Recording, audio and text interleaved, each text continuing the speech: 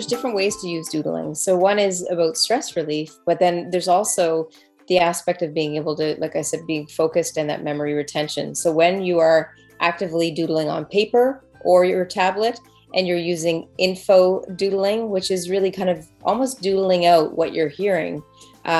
This is, again, it's just another way to be able to doodle and be able to experience the real science and benefit behind why you would doodle it for greater understanding or for greater just interpretation. When we are actually, there was a couple different tests, but when people were put into an environment where they were doodling while listening on a phone call, and there was one that was in the boardroom and listening in a meeting, people that were doodling actually could retain 29% more information than people that didn't doodle. And the reason for this is because when, contrary to, popular belief was, okay, when you're doodling, you're just not paying attention.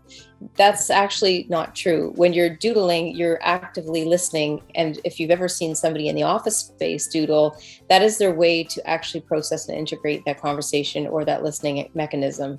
So I'm all about promoting the doodling when we're in the office space or on a call, because again, that's that opportunity to really become deeply enriched in that focused conversation, and just not being miles away. So there's something that pulls you back. That's the act of doodling.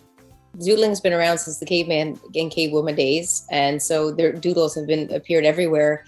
But it was just not understood, especially when it got to the classroom environment. And so oftentimes the education area would think that if somebody's doodling, they're not paying attention.